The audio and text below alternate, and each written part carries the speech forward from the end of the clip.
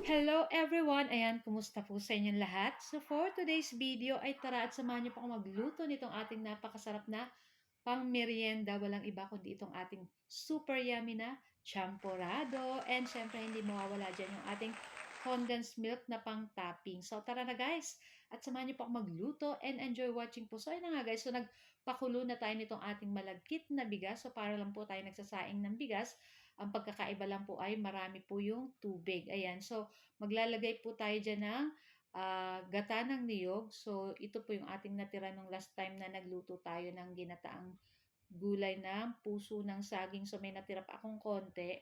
Ayan, syempre para hindi masayang, isama na natin dito. At masarap po sa champorado talaga pag may gata po ng niyog. Ayan, so pig frozen ko lang yan guys kasi ayun, kaya kung makikita nyo is bilog pa siya. At pagkatapos ay gagamit tayo nitong ating tableya na iyang tableya po natin is may konting manamis-namis na po siya at ayan na nga naglagay tayo dyan ng 4 na piraso. Ayan, dudurug-durugin lang po natin iyan. Pag nasa mainit man po yan na tubig or katulad ng ginato, mainit na rin yung ating nilulutong champorado, matutunaw naman po yan dito. Ayan, para sa akin guys, kulang pa yan. So, nagdagdag pa ako nitong ating tableya.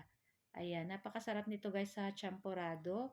At talagang para kang kumakain na rin ng chocolate. Ayan, so may lasa na rin po siya, manamis-namis na rin yan. Pero, syempre, maglalagay pa rin po tayo dyan mamaya ng asukal. Kasi matabang naman po yun. So, gumamit pa pala ako ng konting cocoa, itong tawag niyan, yung powder.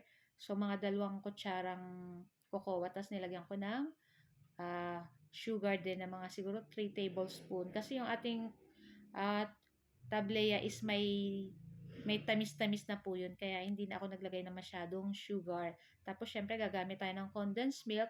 Kaya, okay na po yan para hindi masyadong matamis at nang hindi nakakasawa. At, ayan na nga guys. So, napakadali lang po nitong lutuin. Maya-maya ay papatay na rin natin yung apoy at pwede na rin natin itong iserve. Ayan, kukuha na tayo ng mangkok at ito-transfer na natin. At, syempre, excited na rin tayong kumain ito.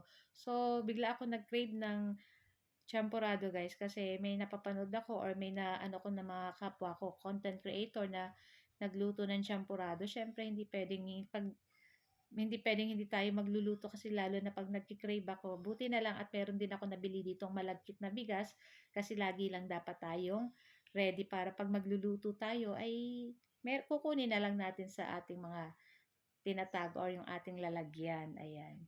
So, yun na nga guys, ayan, naglagay muna ako dyan sa ating 3 mangkok at syempre, maglalagay tayo nga nitong ating condensed milk. Para sa akin, masarap din po yan lagyan ng powder milk na gatas.